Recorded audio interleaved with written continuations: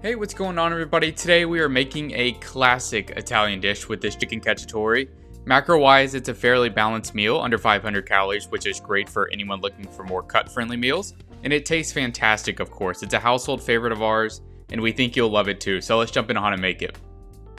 We're gonna cook our pasta first, so very simply, just bring water to a boil, salt it, add the pasta, which we're using rigatoni, boil for about 7 to 8 minutes or so, make sure it's cooked through, and then drain it and set it off to the side. Pretty straightforward.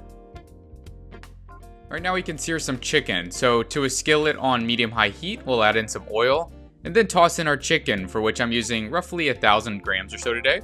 And I'm just leaving the chicken whole since we're going to end up baking it later. I'm not going to try to flatten it out like we usually do. I'm going to season the chicken with 2 teaspoons of salt, 2 teaspoons of black pepper, 1 to 2 teaspoons of garlic powder, and then 2 teaspoons of dried oregano.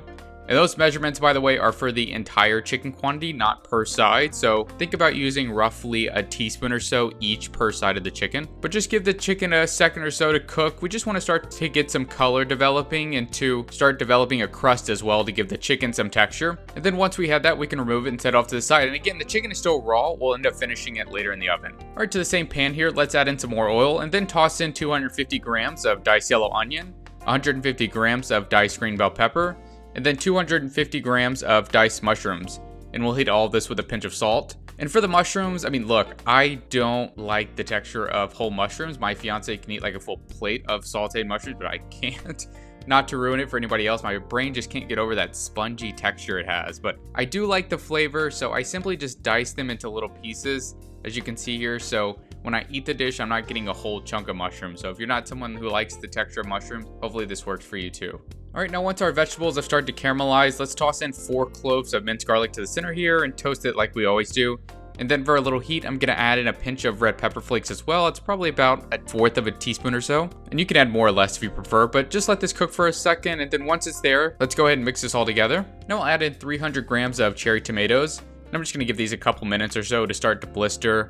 And then once there, you can turn your pan heat off and then toss in 70 grams of white wine. And then you can turn your pan heat back on once you've added it all. And just use whatever white wine you want. Nothing fancy here. You don't have to have an expensive wine for this by any means. Now once our alcohol is burned off, we'll toss in 1 14.5 ounce can of fire roasted diced tomatoes. And let's hit this with some salt as well because those tomatoes obviously need it. And then we'll add in 30 grams of white balsamic vinegar and 15 grams of balsamic glaze. I want the consistency of the glaze, which is why I use both. And also, you don't have to use white balsamic vinegar. That's just all I had on hand, so that's what I use. You can just use traditional balsamic vinegar. So mix this all together, and now we can start to nestle each of our chicken breasts back into the pan. And be sure to get all those remaining juices in there as well. So just tuck those in there, and once it's where you like it, we're gonna bake this at 350 degrees for about 15 to 20 minutes or so, or just until the chicken reaches 165.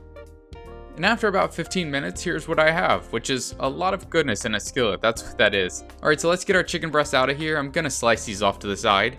And just to finish off the cacciatore, we'll add in 30 grams of roughly chopped basil, which we'll just mix in like so. All right, perfect. Now we can prep. To start, I'm gonna lay a bed of pasta into each of my containers, adding roughly equal portions to each one, of course. And then you can do either the cacciatore and then the chicken on top, or the chicken and then the cacciatore. It's up to you. I'm going with the latter, so I'm gonna layer in some chicken into each of my bowls like so. And then we'll top all this off with that delicious cacciatore. And then finally, you can optionally add some freshly chopped basil over the top to add some freshness, which is what I would recommend, but totally optional. You don't have to do it. So try it out. Let me know what you guys think. I had it this week and it was super good, so I would definitely recommend. But anyways, we'll see you guys next week with more recipes.